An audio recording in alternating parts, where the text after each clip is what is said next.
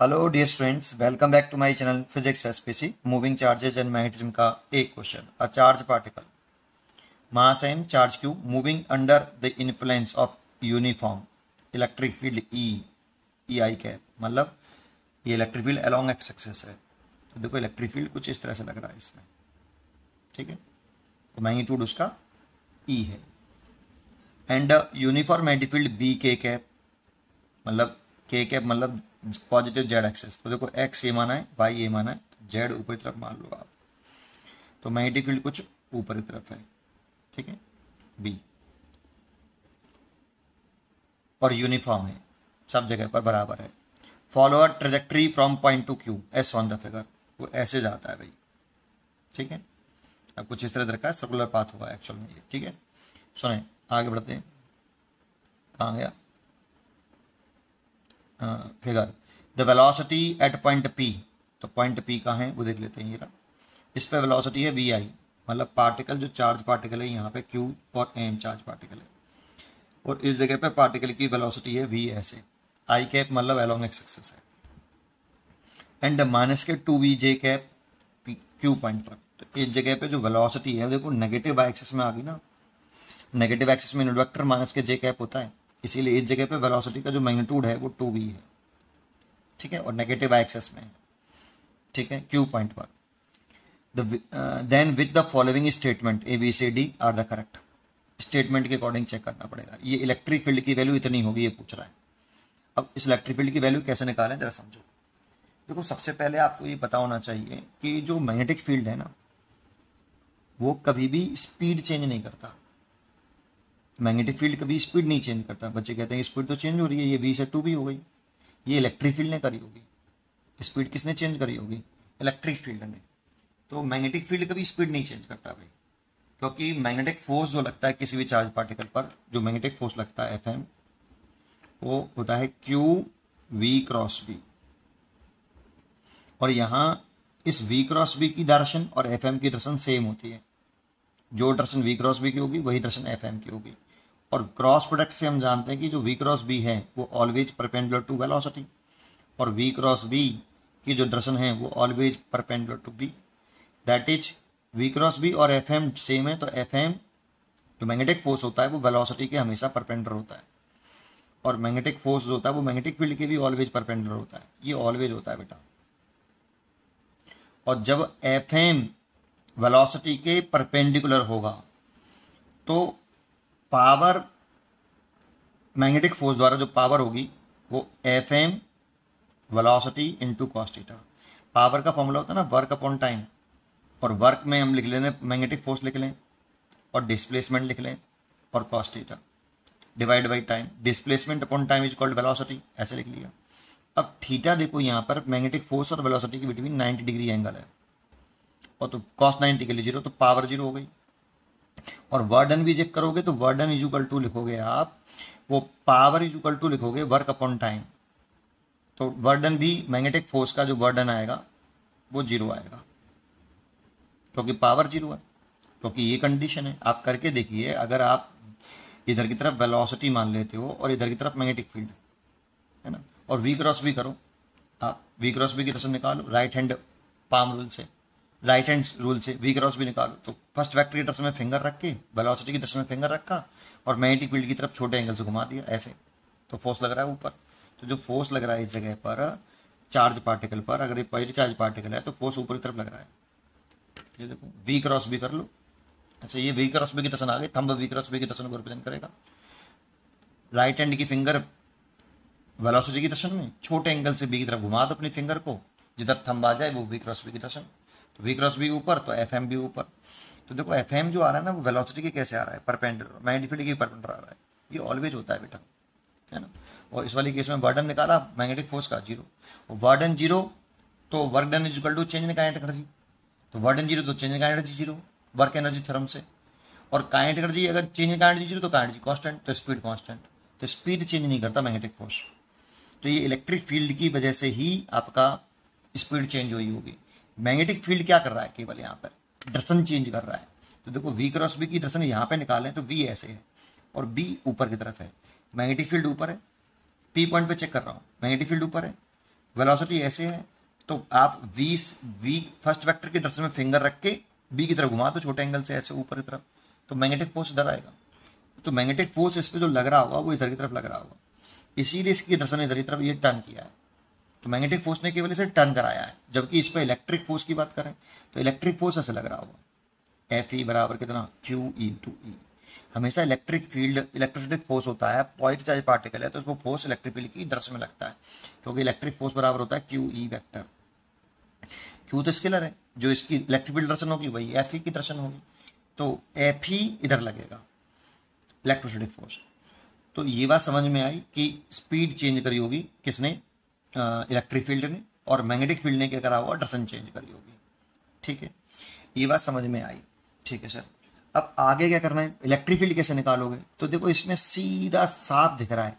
अब work energy theorem लगा लो, क्योंकि यहाँ पे वर्डन केवल इलेक्ट्रिक फील्ड का होगा, मैग्नेटिक फोर्स का तो वर्डन जीरो है, अभी मैंने बताया आपको क्यों वर्डन जीरो है ना। केवल इलेक्ट्रिक फील्ड का वर्डन होगा, और वर्क एनर्जी थ्योरम लगा लोगे तो वर्क एनर्जी थ्योरम क्या कहती है, यहाँ पे कर लेता हूँ। According to work energy theorem, work done by all forces, work done by all forces equal to change in kinetic energy. तो वर्डन बाई, यहाँ पे दो फोर्स लग रहे हैं, एक इलेक्ट्रोस्टैटिक फोर्स लग रहा है, एक मैग्नेटिक फोर्स लग रहा है। तो work done by electrostatic force, electric force plus work done by magnetic force is equal to change in kinetic energy.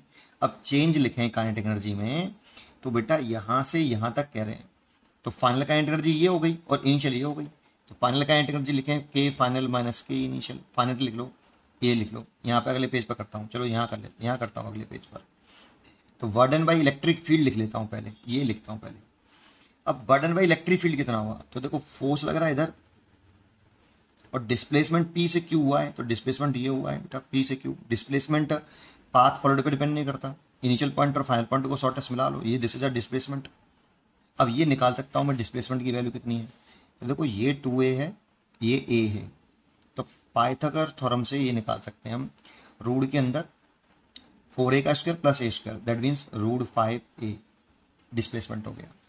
Angle चाहिए डिस्प्लेसमेंट और फोर्स के बीच में, तो ये एंगल हो गया बेटा। बर्डन बाई इलेक्ट्रिक फोर्स निकाल रहा हूँ, तो ये थीटा हो गया, अगर ये थीटा है तो ये भी थीटा होगा।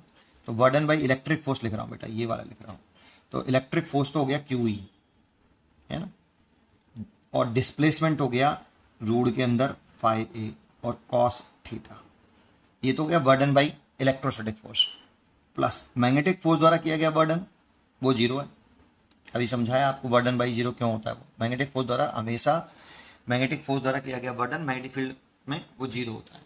ठीक है, तो वो जीरो होता है, जीरो लिख लिया। फाइनल काइनेटिक एनर्जी लिखें, तो फाइनल काइनेटिक एनर्जी यहाँ पे, तो हाफ मास तो m है एंड स्पीड 2b है, उसका square minus initial kinetic energy लिखें, तो हाफ मास m है और स्पीड v है।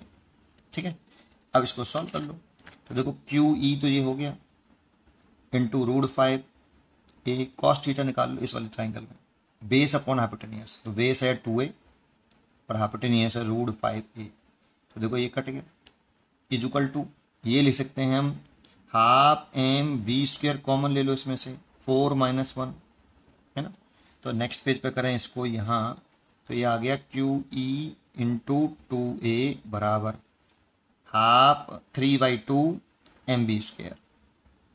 ठीक है, देखो 4 - 1 3/2 हो गया। अच्छा, इतना करने की जरूरत नहीं थी, ये वाला आप सीधे भी कर सकते थे, जानते हो क्या, कि वर्डन इज इक्वल टू लिखते force into displacement in the direction of force, in the direction of force,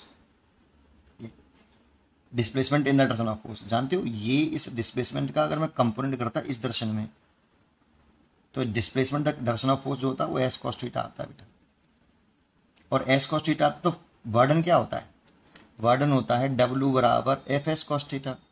तो इस s cos थीटा को की वैल्यू जो है वो साफ दिख रही है, डिस्प्लेसमेंट 2a है, तो सीधा 2a लिख लेता था, इसमें फोर्स लिख लेता QE और displacement in the direction of force लिखता तो वो 2a हो जाता। तो इतना नहीं करते, बहुत से बच्चों को समझ में नहीं आता, इसीलिए इन दोनों बता दिए, जैसे आपको अच्छा लगे वैसे कर लेना। ठीक है, अब यहाँ से सॉल्व कर लो भाई, इलेक्ट्रिक फील्ड निकालना है, और इलेक्ट्रिक फील्ड निकालना है तो E बराबर हो गया 3/4 mv स्क्वायर ओवर QA, ये हो गया। देखो इलेक्ट्रिक फील्ड आ गया ये, ठीक है। थोड़ा सा समय ज़्यादा लूंगा मैं, क्योंकि मैं सारे पॉइंट समझा के चलूंगा। तो ए पॉइंट हो गया बेटा, ये तो सही है। देखो 3/4 mv²/q है। दूसरा क्वेश्चन पार्ट पूछ रहा है rate of work done by electric field at point P पर पूछ रहा है, पूरे पाथ में नहीं पूछ रहा। रेट ऑफ वर्क डन पूछ रहा है लेकिन पी पॉइंट पे पूछ रहा है बस केवल। और rate of work done that is power पूछ रहा है पी पॉइंट पर, और वो भी इलेक्ट्रिक फील्ड वाली पावर पूछ रहा है, मैग्नेटिक फील्ड से कोई मतलब नहीं है। अच्छा सर, तो पावर इजुकल टू होता है, अभी मैंने देखो यहाँ लिखा था पावर इजुकल टू, आप ऐसे ले सकते हो work done upon time, electric force लिखेंगे displacement upon time into cos theta, ये कट वेलोसिटी हो जाएगा। तो पावर का फॉर्मूला ले सकते हो electrostatic force dot velocity vector, और एट पॉइंट पी पे लिखना है बेटा ये। तो इलेक्ट्रोस्टैटिक फोर्स और डिस्प्लेस वेलोसिटी के बीच में एंगल 0 डिग्री देखो पी पॉइंट पर, फोर्स ये रहा और वेलोसिटी ये रही, पी पॉइंट पे चर्चा करो बस केवल। तो एंगल फोर्स हो गया क्यू ई और वेलोसिटी हो गई वी, इसे ऐसे लिख सकते हैं ना F E V cos theta, लेकिन theta angle between velocity and force है ना। तो क्यू ई इंटू वी, और थीटा कितना कॉस 0 डिग्री, और क्यू वी और ई की वैल्यू जो है ये पुट कर दो, कॉस 0 के लिए 1 हो गई, ई की वैल्यू तुमने निकाली है 3/4 mv²/qa। तो देखो क्यू से क्यू कैंसिल हो जाएगा, 3/4 mv का क्यू ओवर ए हो जाएगा, इतना हो जाएगा। चेक करते हैं 3/4 mv का क्यू अपॉन ए, ये भी सही है, बी चॉइस इज करेक्ट है ना, ये भी ठीक है। चलिए अब आगे देखते हैं रेट ऑफ वर्क डन, मतलब पावर की बात कर रहा है by both field at Q, Q point की बात कर रहा है। तो देखो मैग्नेटिक फोर्स, मैग्नेटिक फील्ड की जो वजह से पावर है वो तो 0 होती है, अभी तो निकाली ये रही, क्योंकि वहां पे जो मैग्नेटिक फोर्स होता है वो वेलोसिटी के हमेशा परपेंडिकुलर होता है। अब देखो यहाँ पर अगर क्यू पॉइंट पर आप वेलोसिटी तो ये दिख रही है, मैग्नेटिक फील्ड ऊपर है ऐसे, तो वी क्रॉस बी करोगे ना तो मैग्नेटिक फोर्स इधर आएगा, और मैग्नेटिक फोर्स अगर इधर आया ऐसे तो मैग्नेटिक फोर्स और वेलोसिटी की बिटवीन एंगल 90 डिग्री है, और जब वेलोसिटी और मैग्नेटिक फील्ड के बिटवीन 90 डिग्री है तो मैग्नेटिक फोर्स निकालेंगे एंगल 90 डिग्री है, पावर 0 आएगा यार। तो मैग्नेटिक फोर्स का पावर 0 होगा क्यू पॉइंट पर, और इलेक्ट्रिक फोर्स का भी पावर यहाँ पे 0 होगा। क्यों? क्योंकि इलेक्ट्रोस्टैटिक फोर्स जब ये चार्ज पार्टिकल यहाँ आ जाएगा तो इलेक्ट्रोस्टैटिक फोर्स तो ऑलवेज पॉइंट चार्ज पार्टिकल है, तो वो इलेक्ट्रिक फील्ड की डायरेक्शन में लगता है, तो एफ ई इधर लगेगा बेटा, इधर एफ एम इस पे इधर आ रहा है। तो देखो यहाँ पे एफ एम भी वेलोसिटी के परपेंडिकुलर है और एफ ई भी परपेंडिकुलर है। तो पावर निकालोगे तो ये वाला फॉर्मूला लगाओगे तो angle between force and velocity लिखोगे तो 90 डिग्री है भाई दोनों जगह पर, और कॉस 90 के लिए 0 होती है, तो पावर दोनों फील्ड का 0 होगा। ये भी ठीक है, सी भी ठीक है।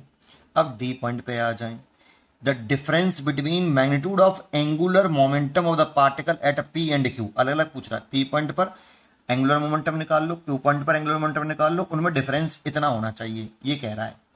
बट इसमें थोड़ी सी कमी है क्वेश्चन में, उसे बोलना चाहिए किस एंगुलर मोमेंटम पार्टिकल का, तो ठीक है, किस पॉइंट के अबाउट ये नहीं बताया, तो इसमें कुछ नहीं बताया, तो पॉइंट ओ के अबाउट निकालेंगे। पॉइंट ओ के अबाउट पी का एंगुलर मोमेंटम निकाल लो, पॉइंट ओ के अबाउट क्यू का एंगुलर मोमेंटम निकाल लो। अब एंगुलर मोमेंटम निकालें कैसे? तो भाई अगर किसी पॉइंट के अबाउट, जैसे यहाँ पर वेलोसिटी है ये मास है, तो इधर की तरफ मोमेंटम हो जाएगा पी, लीनियर मोमेंटम बोलते हैं, P is equal to mass into velocity. Momentum की डायरेक्शन वही होती है जो वेलोसिटी की होती है। जिस पॉइंट पर के अबाउट पार्टिकल का एंगुलर मोमेंटम पूछता है तो उस पॉइंट पर टेल होता है, और जिस पार्टिकल का पूछता है वहां पर हेड होता है, ये पोजीशन वेक्टर होता है। आर वेक्टर का हेड वहां पर होगा जहां पर पार्टिकल है, और टेल वहां पर होगा जहां पर आपका जिस पॉइंट के अबाउट एंगुलर मोमेंटम निकाल रहे हो। तो मैं ओ पॉइंट के अबाउट पार्टिकल पी का एंगुलर मोमेंटम निकाल रहा हूँ, पी का angular momentum about point O, तो ये होता है R cross P vector form में।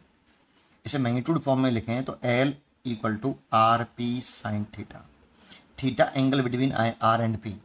तो आर और पी के बीच में एंगल देखें तो ये आर वेक्टर ये है, ये हेड है, और पी वेक्टर ये है, ये टेल है। तो हेड टेल एंगल नहीं लेते, इस आर वेक्टर को एक्सटेंड कर लेना चाहिए, और टेल टेल एंगल लेते हैं ये वाला, तो ये थीटा हो गया। ये एंगल है पी और आर के बीच में, है ना, और वो यहाँ रख लेंगे बेटा। ये कंसेप्ट लगाना है इस जगह पे, तो नेक्स्ट पेज पे करता हूँ, जैसे यहाँ कर देता हूँ। एंगुलर मोमेंटम निकालना है, अब पी पॉइंट का एंगुलर मोमेंटम निकालना है पॉइंट ओ के अबाउट। तो फॉर्मूला लगाऊं तो आर वेक्टर क्या होगा इसमें, सोचो, इस पॉइंट पे टेल होगा और हेड इस वाले पॉइंट पर होगा, ऐसे होगा आर वेक्टर। और पी वेक्टर की डायरेक्शन वही होगी जो वेलोसिटी की है, क्योंकि पी इक्वल टू होता है M into V vector. P की और वी की डायरेक्शन सेम, तो इस पी पॉइंट पे वेलोसिटी की डायरेक्शन ऐसे है, तो पी की और मोमेंटम की डायरेक्शन ऐसे हो जाएगी यहाँ पे एम इंटू वी। और आर वेक्टर की डायरेक्शन ये हो गई, तो ऐसे एक्सटेंड करेंगे तो ये ऐसे है, तो एंगल 90 डिग्री है। तो मोमेंटम हो गया कितना कितना बताया था आपका, आर पी साइन थीटा। तो आर की वैल्यू तो आर कितनी हो गई ए, और पी हो गया आपका एम इंटू वी, और एंगल हो गया 90 डिग्री। तो एंगुलर मोमेंटम आया एम वी ए साइन 91। ये तो ओ पॉइंट पर एंगुलर मोमेंटम आ गया, मैग्नीट्यूड आ गया उसका। और ऐसे क्यू पॉइंट पर मैग्नीट्यूड निकालें ओ पॉइंट के अबाउट, तो इसमें अब आर वेक्टर ये हो जाएगा, हेड यहाँ आएगा और टेल यहाँ आएगा। और वेलोसिटी की डायरेक्शन ऐसे है तो मोमेंटम की डायरेक्शन ऐसे आएगी। तो देखो इसको एक्सटेंड करेंगे तो आर वेक्टर डायरेक्शन ये, और ये 90 डिग्री हो गया इसमें भी। तो लिखें इसमें आर वेक्टर कितना है, आर वेक्टर का मैग्नीट्यूड कितना है 2a, और मोमेंटम का कितना है मास इंटू वेलोसिटी 2v, वहाँ पे वेलोसिटी 2v है ना, तो 2v, और एंगल कितना है साइन 90 डिग्री। तो यहाँ पे हो जाएगा 4mva। तो डिफरेंस कितना है, अगर इन दोनों में डिफरेंस निकालें तो इसमें से घटाएं, तो डिफरेंस आएगा 3mva। तो डिफरेंस 3mva आ रहा है, जबकि यहाँ पर डिफरेंस बता रहा है वो 2mva। इसका मतलब ये चॉइस तो गलत है। अब यहाँ पे फिर चॉइस दे रखी है आपको, टिक इनमें से करनी है, इनमें से नहीं। अब कौन कौन सी चॉइस करेक्ट है ये पूछ रहा था, तो करेक्ट है तो ए सही है, बी सही है और सी सही है। तो ये चॉइस हो गई फर्स्ट चॉइस, इसे टिक ये करना है आपको। उम्मीद करता हूँ कि आपको ये जरूर समझ में आया होगा। पढ़ते रहिए और खुश रहिए।